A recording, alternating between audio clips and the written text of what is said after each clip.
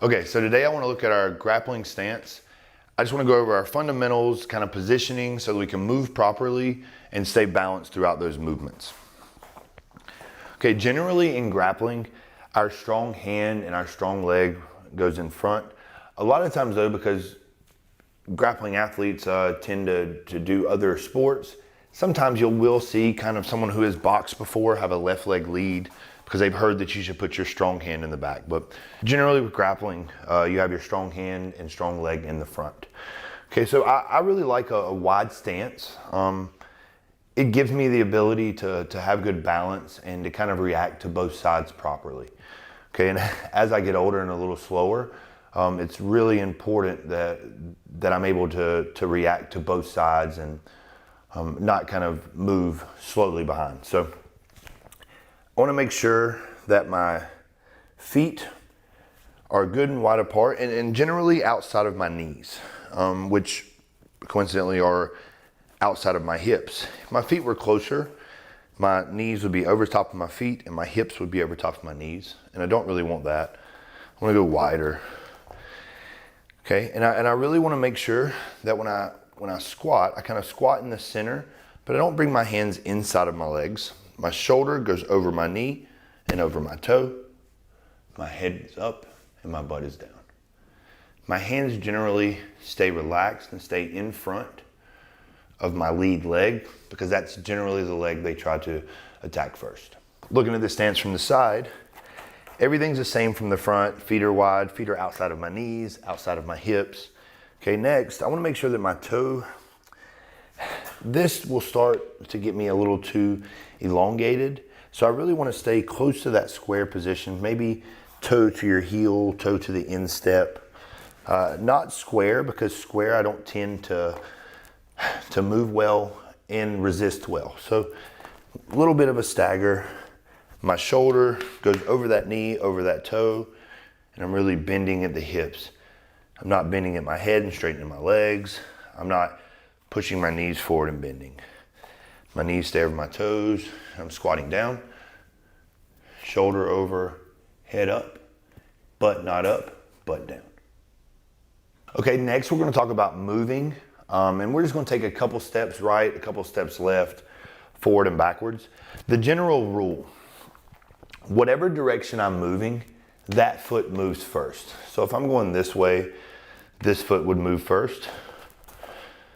If I'm going this way, this foot would move first. This way, that foot. This way, that foot.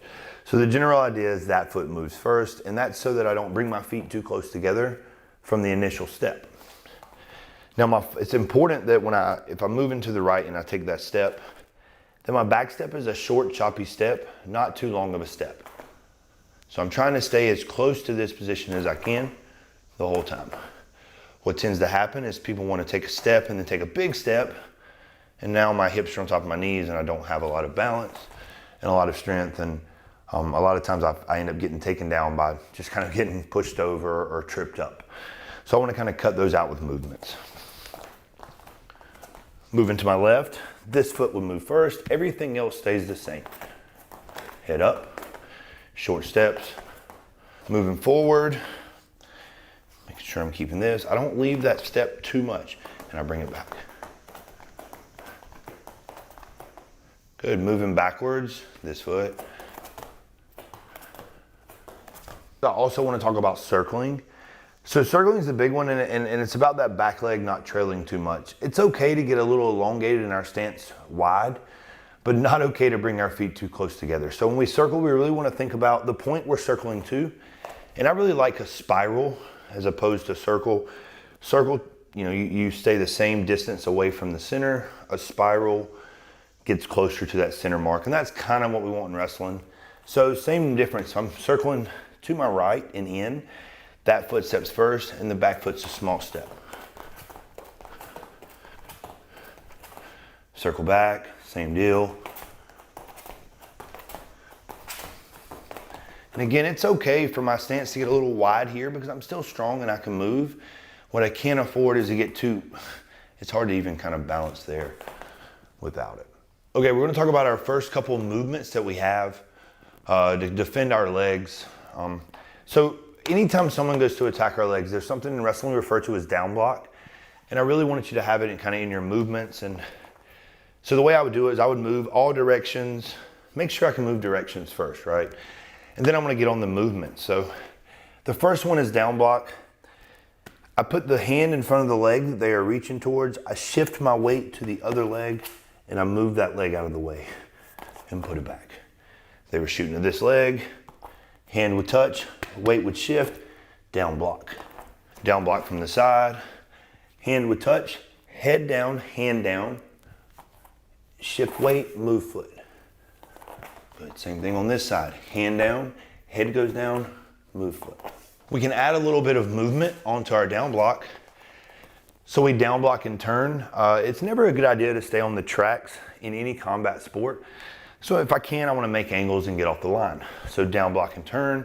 Same thing, hand down, shift weight, except for this time, I turn. Make sure that I get off that track and create a good angle. Same thing on the other side. Down block, turn. Okay, so our next movement is sprawl.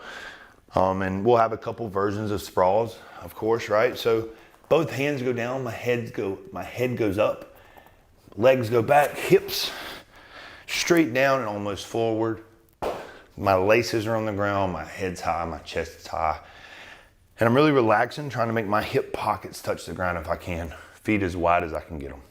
Then I'm gonna pop back off my hands to my stance. I'm not jumping backwards. My hips are dropping forward, kind of dropping into my opponent. So my hands go down and my hips drop, boom. Hips in, head up, chest up. Now we look at the sprawl from the side. Just check where my head is, my hips are, my feet are wide. So hands go down, heads up, hips go down, feet are wide, hips in, head up. Back to my stance. Now let's add a little movement to it. So we're gonna sprawl and we're gonna circle up. Again, sprawling and popping back up, man, you're staying on those train tracks. I wanna get off those train tracks and make an angle. So same deal, hands down, head up, sprawl. And now I'm gonna pop up, hands wide, feet wide position we've worked on. And I'm gonna circle. Small movements with my hands, full circle, back to my stance. Hands down, sprawl, boom. Hands wide, feet wide. Kind of head up. And all I'm gonna do is short, choppy steps and circle, circle, circle, circle, circle, circle. The last one on the list will be your knee over toe shot. While I think that grappling and fighting, we actually don't have to go to our knee as much.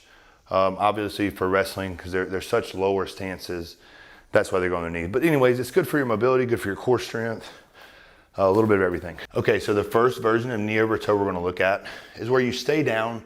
It's a little more of a stretch and it helps you learn the mechanics of bringing your hips under your head, pushing your knee to the ground and stepping up. So on my knees, I'm gonna step up, really big step, heel. I use my hamstring to pull myself forward. I drag that back knee, hips under head. Then I'm gonna step up, same thing. Pull with my hamstring, my foot hits. I pull myself forward, my hips stay under, my chest stays big, and I step up. Okay, from the other angle, and we're gonna talk about, so this back trail leg, you're gonna find that you'll burn your toe, okay? So what I wanna make sure of, and you can see this back foot, is as I go, I don't wanna relax it and forget it's there and drag it behind like it's a dead animal, okay? I wanna bring it with me. I keep my toe, look, I'm never dragging my toe. Never dragging my toe. Bring my hips, pull myself, not like this. Ready, and I step. Knee over toe, one time from the front. I'm trying to keep everything in a line, big step. And I can even go a little further. Imagine you're reaching for a leg. I grab a leg. I wouldn't pull my elbows out, I pull everything in. And as I pull myself to that leg, and then I'll step up. Okay, so same thing, I'm in a good wrestling stance. This time to take my shot, I'm gonna do what we'll refer to as a drop step. And it's just gonna help us get from our stance to our knee over toe shot. So good stance, we're gonna drop step. I'm just dropping that foot back, kind of cheating it in and lowering my level with my head up. From here, I'm gonna drive off my back leg, take a step, hips, stay under my head, push my knee to the ground. My hips are under my head, chest is big, stepping up, boom. From here, back to my stance. Good stance, I'm bringing in cheat drop step, boom. Big step, stay low, push my hips under my head. Knee touches the ground, step up, step wide, back to my stance. One time from the front. So good stance, and I'm really bringing this in so I can lower my level. Now I can push, drive, push that hips under, knee to the ground, head stays up, eyes up, chest up, step up, wide to a stance. Okay, so that was your stance fundamentals and movement drills. I've watched students put these drills in that don't have a lot of wrestling experience or practice, and they just started implementing these drills and they were able to put it right into their game. So give it a shot, let us know what you think about it, and I'll see you guys on the mats next time.